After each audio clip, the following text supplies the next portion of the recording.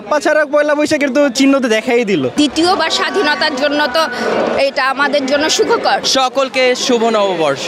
দ্বিতীয়বার স্বাধীনতার জন্য তো এটা আমাদের জন্য সুখকর এবং দুর্ভাগ্য যে আমাদের অনেক ছেলে মেয়ে এবং ভাই বোনেরা আমাদের ছেড়ে চলে গিয়েছে এবং তাদের জন্যই আমরা আসলে দ্বিতীয়বার স্বাধীন হয়েছি।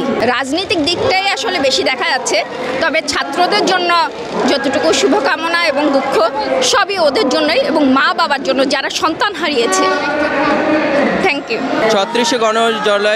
36শে জুলাই গণ অভ্যুত্থানের সকল বন্ধুরা, সকল বয়সের তরুণ বয়সের সকল মানুষ এখানে একত্রিত হয়েছে। সকলকে শুভ নববর্ষ। ওয়ালটন আবারও মিলিনিয়ার অফারে ওয়ালটন ফ্রিজ কিনে আপনিও হয়ে যেতে পারেন মিলিয়নিয়ার। মিলিনিয়ার ছড়াছড়ি দেশ জুড়ে, এটা শুধু ওয়ালটেনই পারে। খুব স্বাধীনতার সাথে একটি নতুন উন্মোদনার সাথে এই পয়লা বৈশাখটি উদযাপিত হচ্ছে।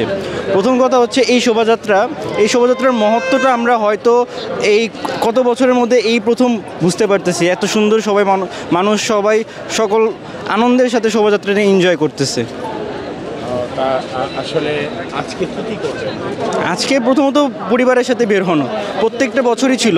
গত কয়েকটা বছর রমজান মাস ছিল, এই কয়েকটা দিনের কারণে বেরোনো হয়নি। এই বছর সকল স্বতঃস্ফূর্তার সাথে আমরা ফ্যামিলির সাথে সবাই বেরোতে পেরেছি। আপা ছাড়া পয়লা বৈশাখের তো চিহ্ন তো দেখাই দিল, একটা বড় একটা মূর্তি তো গেলই। গত 15 বছর ধরে বিভিন্ন সময় দেখেছি যে মঙ্গল শোভাযাত্রা, এবার যেটাকে আনন্দ শোভাযাত্রা বলা হচ্ছে, সেই আনন্দ শোভাযাত্রায় এক ধরনের সরকারিকরণের প্রবণতা থাকে এবং এই অংশে বা এই বর্তমান বাস্তবতায় আমরা ভেবেছিলাম যে সেটি ঘটবে না, কিন্তু আমরা গতকালকেও দেখেছি যে চারুকলার শিক্ষার্থীরা, মূলত যারা শিক্ষার্থী এবং আপনারা হয়তো বা জেনে থাকবেন যে একটা ব্যাচের তত্ত্বাবধানে এই শোভাযাত্রাটি আয়োজিত হয়ে থাকে এবং শিক্ষার্থীরাই মূলত সেখানে কাজ করেন। কিন্তু এবারের শোভাযাত্রার ক্ষেত্রে শিক্ষার্থীদের একটি অংশ সেটিকে তারা অংশগ্রহণমূলক মনে করছেন না, কিংবা তারা মনে করছেন যে এখানে কি করতে হবে সেটি বলে দেবার একটা বা নির্দেশনা দেবার একটা বাস্তবতা রয়ে গেছে।